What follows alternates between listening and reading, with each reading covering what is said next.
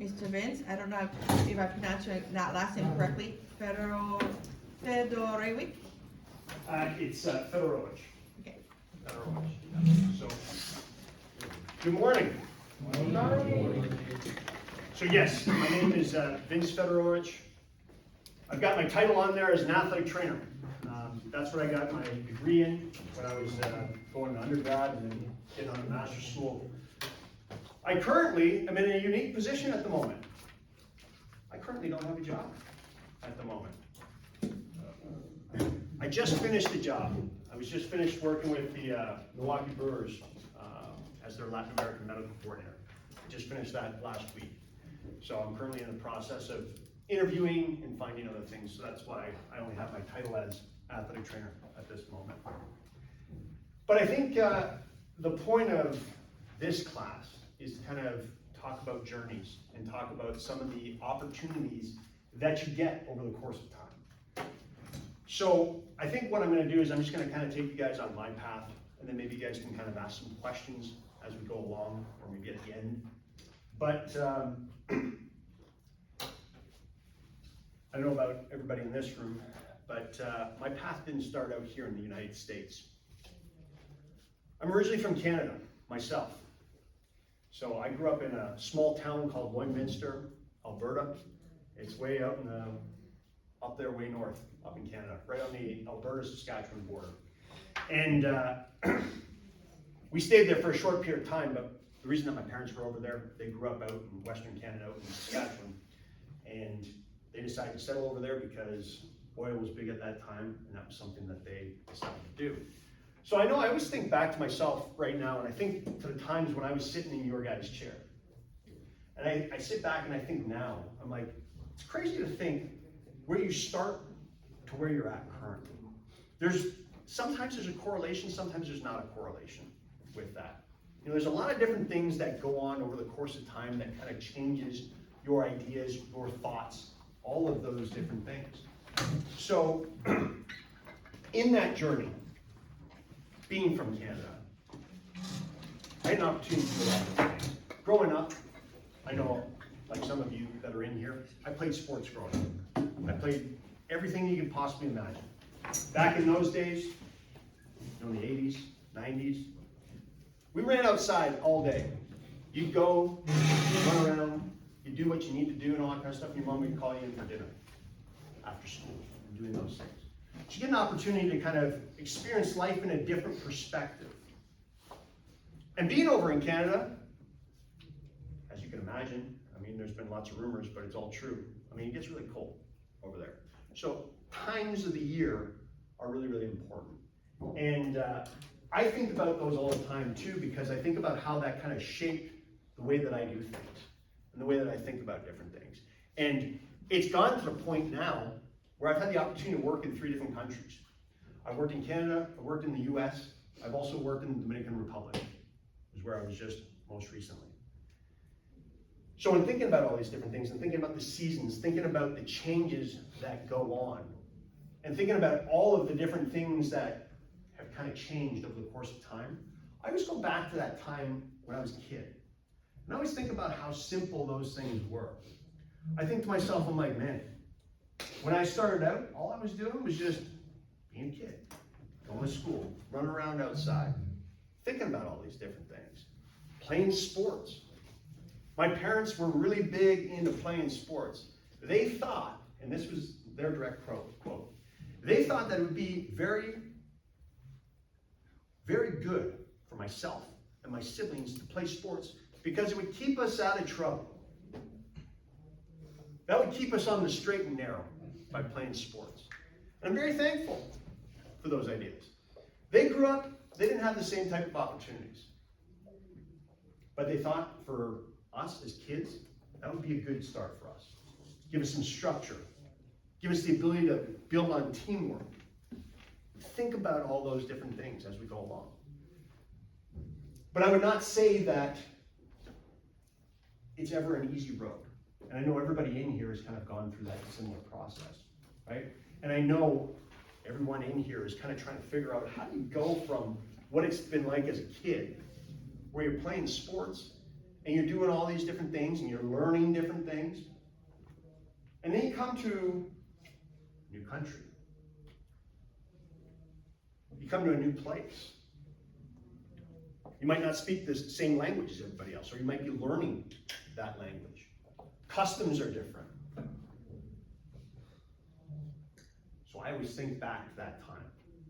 And I think about how important it was for my parents to kind of instill those values and think about what the opportunities were by me just kind of starting in that. So as I'm growing up, and I'm growing up with my siblings and all that kind of stuff, we're thinking about what we want to do with the rest of our lives. And I don't know how many times that's probably been asked to you, but my parents asked that to me probably every single day from the time I was 10 years old, maybe even younger, to the time that still to this day. They're always asking that question. I always think to myself, I'm like, when was it where I was like, hey, I really know that I kind of have an idea. And a lot of people come into college and not understanding those things. So I know I'm kind of starting at that process, and I'm kind of going through different things. And as we go through this journey in the next 20, 30 minutes, I'll talk a little bit more about how I can relate it to here. But just in that starting process and thinking about where this all leads, I thought to myself, I was like, okay, when I was a kid, I'm like, I just want to play as many sports as possible because I'm having fun doing that. I'm learning some things. I'm meeting some friends. I've got all that all together. I didn't have any idea when I was like 8 years old, 9 years old, that I wanted to do anything else besides doing that. And growing up in Canada, I mean, they allow you to think all kinds of different things. They allow you to be kind of who you want to be. And they don't kind of put restrictions on any of that. You know, yes, they say, hey, listen, it'd be great if you could be a lawyer. It'd be great if you could be a doctor. It'd be great if you could be an engineer. My thought process was, it'd be great if I could be a professional athlete. That's what I like doing. I didn't know everything at that time when I was a kid, but that's kind of what I thought. So as I'm going along, probably about 10 or 11 years old, still playing sports, thinking about all those things, parents are asking these questions, I'm like, I've got to figure out what I want to do. I still don't know. So I told them I want to be a professional athlete. That was my goal. And I kept thinking about that. So everything I would do would revolve around that. Fast forward a little bit. Go to age of 13. I'm sitting there and I'm playing my sport and I got injured seriously for the first time. I was playing ice hockey. I had somebody that pushed me from behind and I fell into the boards. I tore my MCL on my right knee. It was a grade 2 MCL sprain. So the physical therapist that I was working with, the doctor that I was working with, told me I'd be gone. I'd be out of playing sports, all sports, for 6 to 8 weeks. As a 13-year-old, it's crushing. And maybe some of you in here have experienced that before, because I know the population here at Missouri Valley College, there's tons of athletes in here. But that was one of the things that kind of shaped my next idea. And my next idea was, hey, what else can I do? I know I want to be a professional athlete, but what else can I do? Because as I'm starting to figure this out, and I'm looking at the level that I'm playing at 13, I'm like, maybe there's time for a plan B. Plus, parents, hey, you gotta start thinking about something else besides that. So, as I'm going through this injury process and I'm going through the rehabilitation, they told me it's gonna be 6 to 8 weeks. I got back in 4.5 weeks. And so, I thought to myself, I was like, man, okay, so if I can't be a professional athlete and I can't perform at that level, I'd really like to be an athletic trainer. Because the physical therapist that was there, that was helping me out, said, hey, this is another route that you could be and still be a part of professional athletics without performing out on the field, but helping individuals from there. So that kind of got me thinking about different things. So as I was going through the next stage, life started hitting a little bit more. I started recognizing that I wasn't as talented as I thought I was as an athlete. And I started thinking to myself, I was like, okay, I need to start thinking about some other things. Yes, I'm still a good athlete. Let's see where this kind of takes me. I was lucky enough to go to Bracebridge University on a baseball scholarship. And so I spent 4 years there and I graduated over there. And that was by far one of the best experiences ever. And if you guys don't know about Bracebridge University, for the people that compete in sports over here, it's right over on the Missouri-Iowa border. Small school, only thing in town. smaller than Marshall over here, and competes in the exact same level that you guys do, right over here with Missouri Valley. So I got an opportunity to play baseball for a few more years over there, and then kind of, that's where things took off. And then I kind of relayed that into professional sports. As an athletic trainer, working over there at Graceland, I was able to be exposed to more professional athletes. I got the opportunity to work with professional athletes back in Canada as well as over in the US. Back in Canada, I ended up doing an internship, I think in my senior year. I had an opportunity to work with professional hockey players, professional baseball players, and the up and coming prospects for some of the NHL draft prospects. I was able to do a strength conditioning athletic training internship with them. And then while I was over at Graceland, I worked for an American Hockey League team. So that's their top farm club for the NHL, and the Iowa Stars. And that was kind of my step into professional sports. And since then, I've been working with professional athletes for the past 20 years, on and off. And that's taken me all over the place on doing those things. But I think back to what happened over at Graceland while I was there. And I think to myself, I'm like, man, that was a great experience in itself. I sat in the same desk that you guys sat in. I was an athletic training student, I was an athlete, I worked on the side, I had my classes, right? And you try to manage all of those different things. And I remember thinking to myself, I was like, I'm good, but I'm not that good. I need to start having a plan B. I need to start thinking about these things. I need to start developing another plan, something to get me excited about. And so I was lucky enough to kind of get into that professional athletics realm, and then that kind of shaped me as we're going along and doing those different things. Having that experience at Graceland wasn't easy. I didn't, as I forgot to mention earlier, my parents settled in a suburb of Toronto, out in Canada, called Mississauga over there. And so from the time I was about 12 years old up until the time I was 18, 19 when I left home, that's where we settled. So you're going from a place that's got 4 or 5 million people to a place that's got about 2,000. There's a big difference over there. And you kind of have to kind of reshape your expectations of what you're looking for. And you got to start thinking about, hey, what I knew life was like at that time, where it is now, is different. We've got different expectations.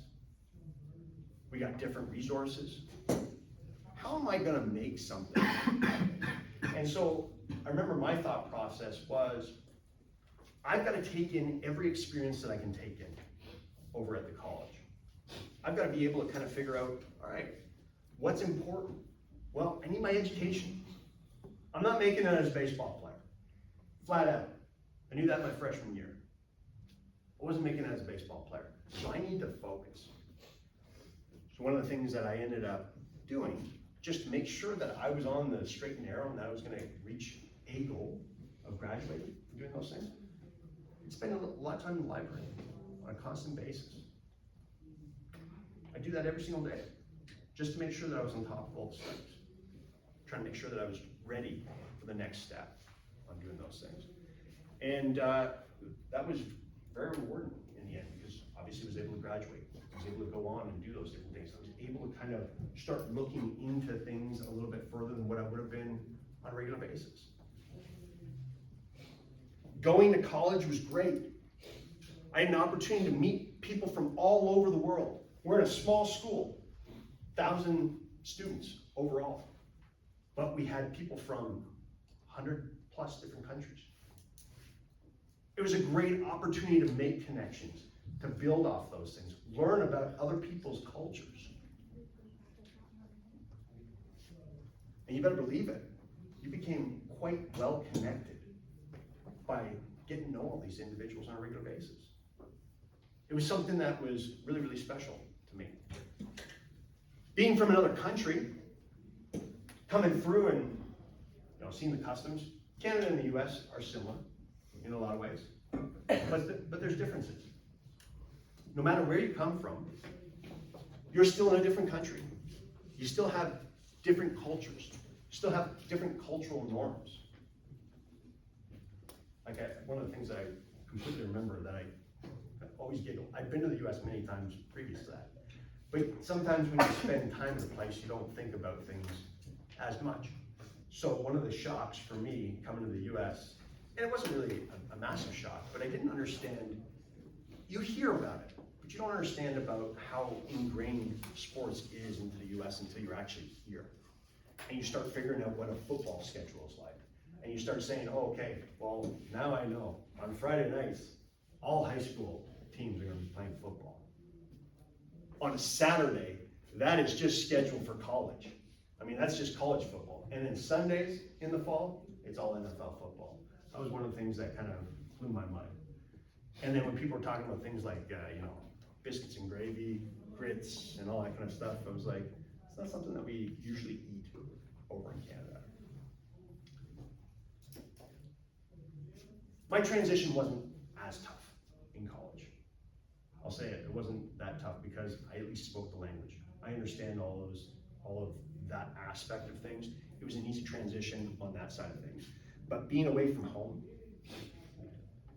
for the first time, for a long period of time, having a roommate, I never had that experience. Growing up, I always had my own room. My brother was way too young. There was like 11 or 12-year difference between two. And my sisters, they shared a room growing up. But for me, having a roommate, having to go through that process, develop those relationships, wasn't easy. Because it's something different, something that you're not exposed to.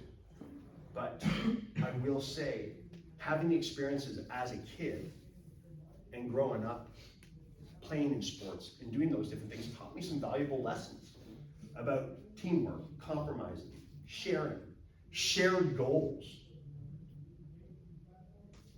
So I was able to kind of transfer some of those things that I'd learned as a kid to being in college without having massive problems, without changing roommates over the course of time, without making complete changes in my lifestyle in doing those things. It wasn't easy, it was tough, but it's something different. As I'm going through college and I'm thinking about these different things, what's the next step on different things? I was thinking, okay, so I gotta be an athletic trainer.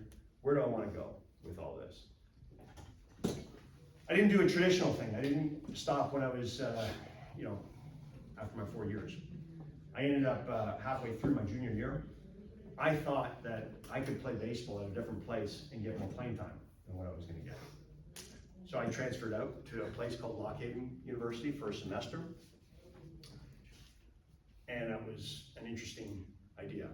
I found out that that might not have been the best choice for me, but it was a great idea because I at least went for it and tried to see what it was like in a different area. And I learned from that. I was like, okay, I did that first semester, I went back to Grayson University. Finished off my career, played one more year of baseball, and then I was done. My senior year, I just focused on athletic training, focused on my grades. And then I was also helping out in the American Hockey League, doing that. After my senior year, I had one more credit to do, so I was trying to figure out what I wanted to do, whether I was just gonna do that in the summertime or whether I was gonna come back for a full semester. So I ended up coming back for a full semester because, yes, I had an idea that I wanted to be an athletic trainer, but two things. I wanted to grow up a little bit more because I felt like I needed to. I had a girlfriend at the time that I was still hanging out with, and we were trying to figure out what life looked like. And then on top of that, I wanted to make sure that I was ready and prepared. And I didn't have a plan at that time. I kind of had an idea, but I didn't really have a plan. So I came back for another semester. And I'll tell you what, that was a great idea because from a cultural perspective, I was able to kind of take in things of what life was going to be like, not going to school, like focused solely on school, but focused on work. And then trying to kind of make it here without having any other ideas behind it. And so it was a very eye-opening experience. Grayson was really good at helping me out on trying to give me responsibilities to see what it was going to be like being a certified athletic trainer on my own. Yes, they had oversight over there, but they allowed me to get the experience of working with a team solely for a full semester. And then I was able to kind of just materialize that into a lot of different things and go from there. And so, as we go along, I won't bore you with all the other details about how I was able to work in professional sports for a long time, worked in professional hockey, worked in professional baseball most recently. But I'm gonna flash forward to where I was just at. And so you don't know where life is gonna take you. So this last experience, I was a Latin American medical coordinator for the Milwaukee Brewers. And I'm down in the Dominican Republic.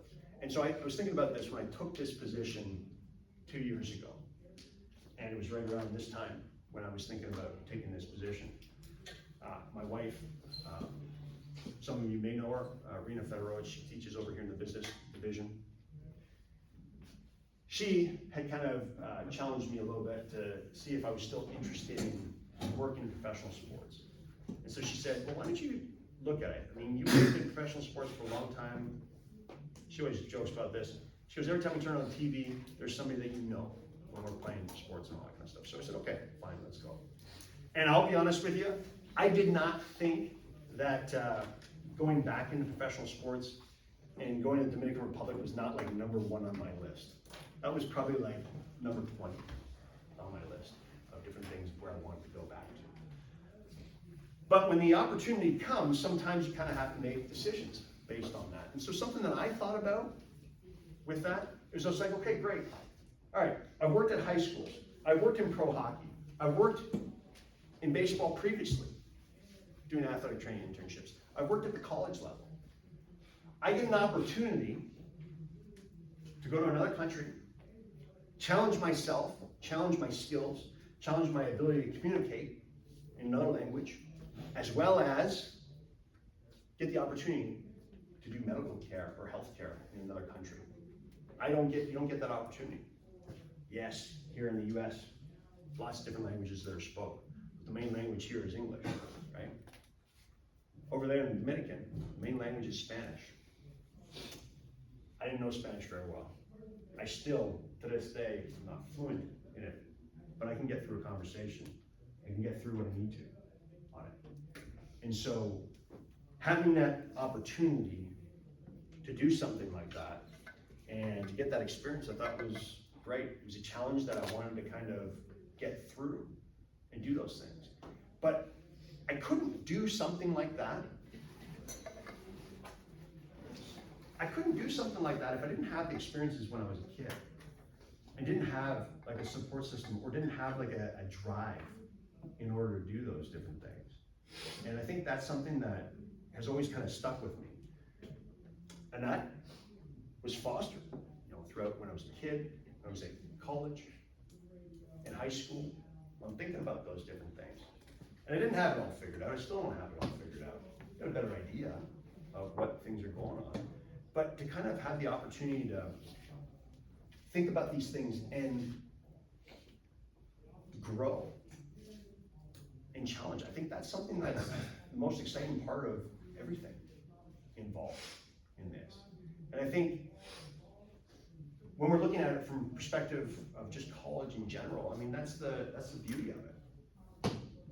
You're not supposed to have it all figured out.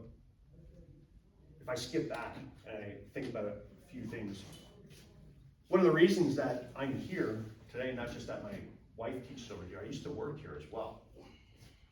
So I was the head athletic trainer here at Missouri Valley College, as well as an instructor in the athletic training department, exercise science, also taught in physical education and health.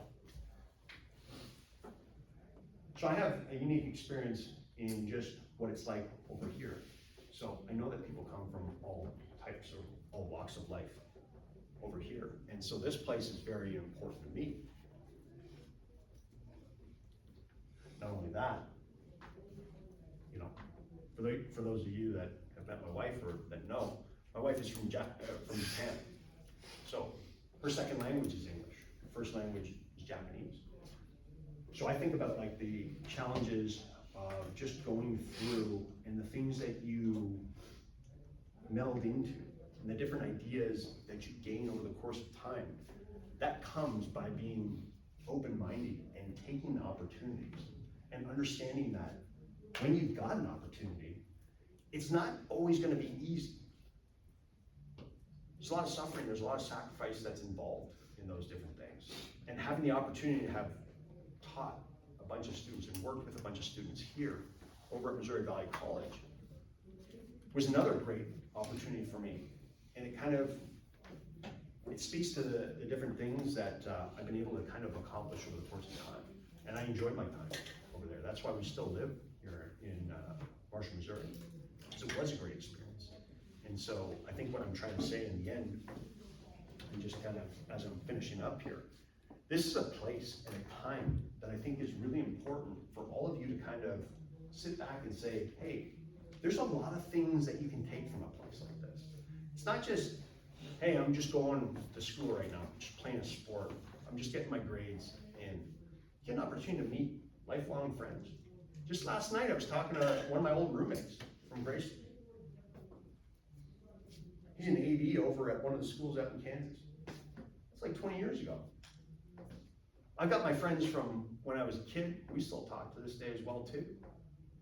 But all of those people are helping me out. Like my friend that was my roommate from years ago, he's a reference for me, still to this day. Because we kept in touch. We're able to build those relationships. We've helped each other out over the course of time.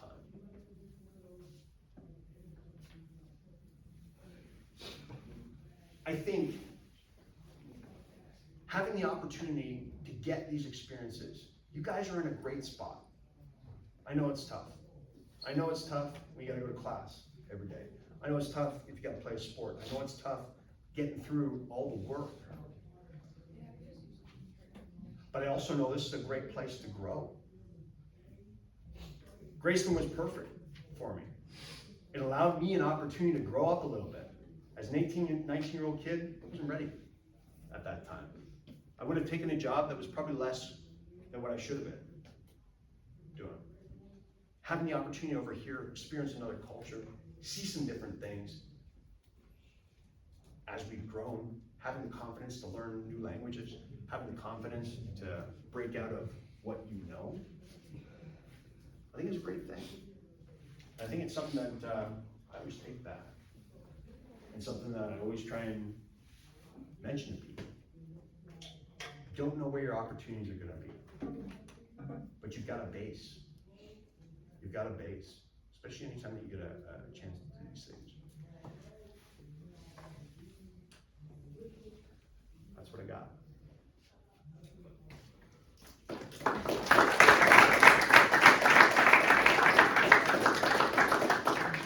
Okay, there's an opportunity to ask some questions. I'll start off the first question.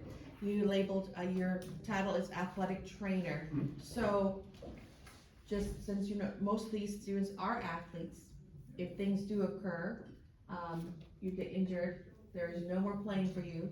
Kind of like John Crane, who is your some of your friends basketball. He's a coach.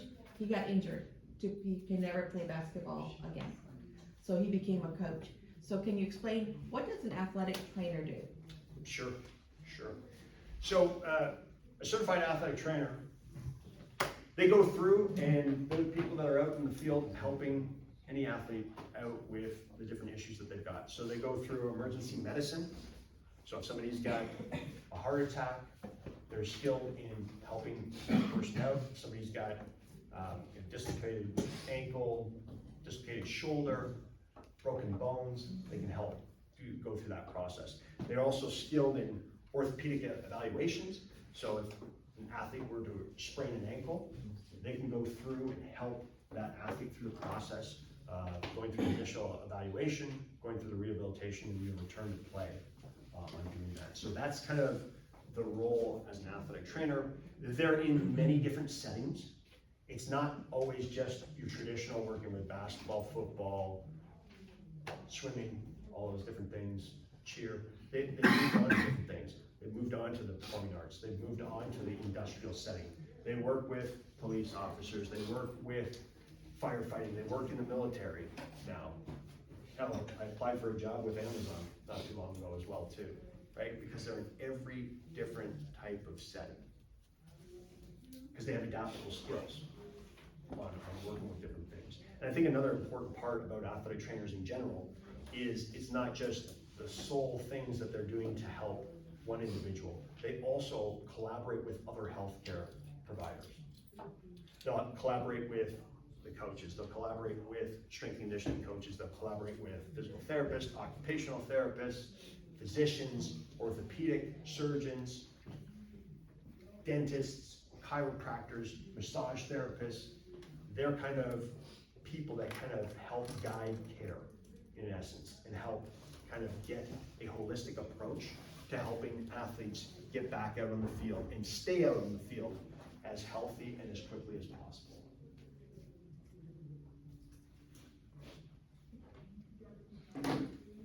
Yeah, go I ahead. have a question. You told us, sorry, you told us that you graduated in college, but what degree did you get? Like, which precise degree did you get? Yeah, no, that's a great question. So at that time, athletic training, it was a major that you could do.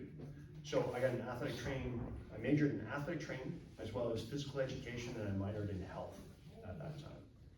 I skipped over my master's, but I also got my master's from Old Dominion University out in Norfolk, Virginia. And I got it in Master's of Science with an emphasis in athletic training education, which was a wonderful experience, but for the class purposes, I didn't think it was pertinent at the moment. Yep, not a problem. Excuse me, sir. When you did your first injury Yeah. at the college, at the first? No. Yeah, so I think I said it, but I'll say it again. I was 13 years old when I had my first injury. So I was young. I would have been in 8th grade at that time. So yeah, it's probably a little bit young, but when you're playing contact sports at a young age, a lot of different things happen. So that was the first time that kind of got to me, because I know I was thinking at that time, I was like, man, if I'm gonna be out from this, like, I don't know how things are gonna go. But I was lucky enough that I had a physical therapist that cared, and she was empathetic in what she was doing, and she kind of stoked my interest in it and gave me some materials to read up on athletic training, and that's kind of what got my mind flowing and saying, hey, listen, yeah, maybe I could do this, as opposed to just being a professional athlete. Good question. You mentioned you worked at the Dominican Republic before that's a couple of weeks ago, or Yeah, actually, just last Friday. just last Friday, Yeah. Dominican Republic. So, I assume you were doing some athletic training there, or with a team? Was it with Milwaukee Brewers still, or with somebody else? So, yeah, I just finished up with the Milwaukee Brewers as the Latin American Medical Coordinator.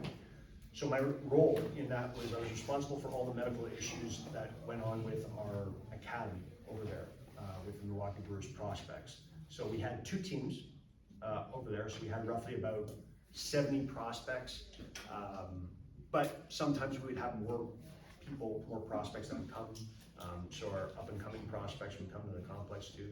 Sometimes we'd have as much as about 120 different athletes over there.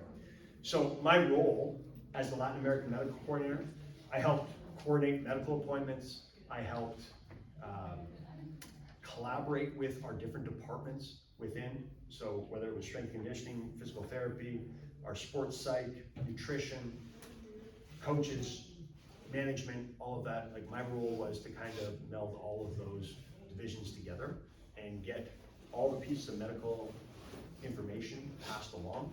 I collaborated with, I oversaw 2 athletic trainers plus an associate athletic trainer, and collaborated with a physical therapist on a regular basis. And I was responsible for leading meetings amongst our strength conditioning staff as well as our medical staff on a daily basis to just make sure that we're giving our prospects over there the best care that we can possibly give them. So traditionally, it wasn't just working with one team. The Milwaukee Brewers had me working with 2 different teams with their top prospects in Latin America. And so we had players from the Dominican, we had players from Nicaragua, we had players from Colombia, Venezuela, Germany, Cuba, Mexico. Those are the little ones I can think of off the top of my head. So that experience itself, you can imagine, everybody, all our prospects pretty much just spoke Spanish. There was not much English that was being spoke. So relying on other people to kind of help go through that process was really important, especially people that spoke both languages, English and Spanish. Do you happen to speak another language? Do you speak French from Canada or anything? So yeah, so growing up, we studied French, so yes, I can speak some French. I understand it a lot better. We have than I some speak. French students in this class. Raise your hands if you're from France. Yeah.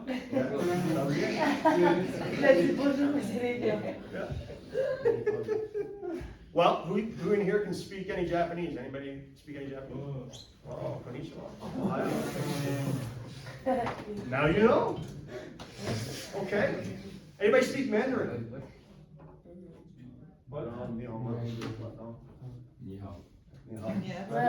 Okay. Spanish? Yes. Okay. ¿Qué tal? ¿Qué lo que? ¿Cómo estás?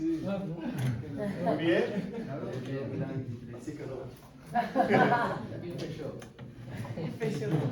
No, Any other questions? No Arabic, sorry. Of all the different changes, because you've been to different cultures and so forth, and being born in Canada and coming here, of all the different things, you mentioned something about adjusting. What is one of your biggest adjustments that you can, from culture to culture, that you can think of today that might inspire them? So I think, that's a great question, because I know a lot of you coming from other cultures, as you just mentioned, it's a tough thing. Anytime that you go into a place, and I know I've said this before, you gotta look at it two ways. You're coming to a different culture.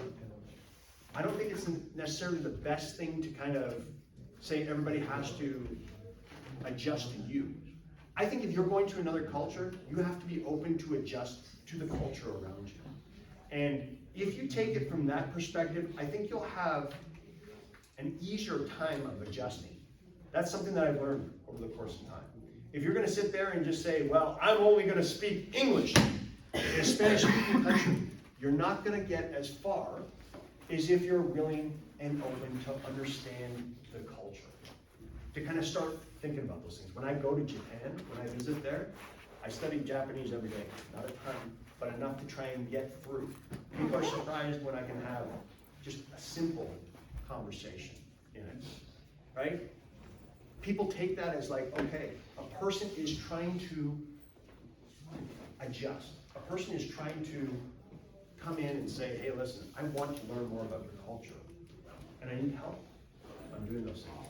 I think people overall, as we all know, that if you can have some mutual understanding with the party that you're trying to have some mutual understanding with, that relationship is going to get better. And it doesn't matter. You do not have to understand the language perfectly. You might know one word, but that's an easy way to kind of build that relationship. If people can see you're trying, they're always willing to help you out.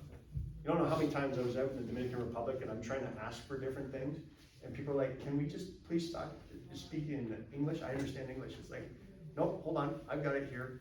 Let's make it through. I'm doing those things. But you build confidence over time, just like anything else. And I think that's one of the things that I leave as a nugget for everybody. Just be open to adapting to the culture that you're in. Great. All right, well, thank you so much. Make sure you thank Mr. Frederick for being here before you leave. And so we appreciate you coming in. And his wife is Rena.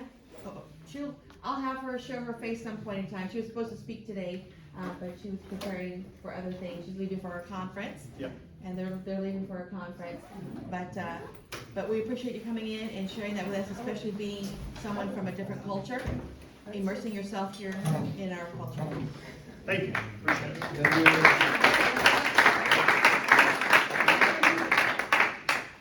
right, guys. All right, see you back. Section 1 and 2 in writing class, please. Make sure your packet is done.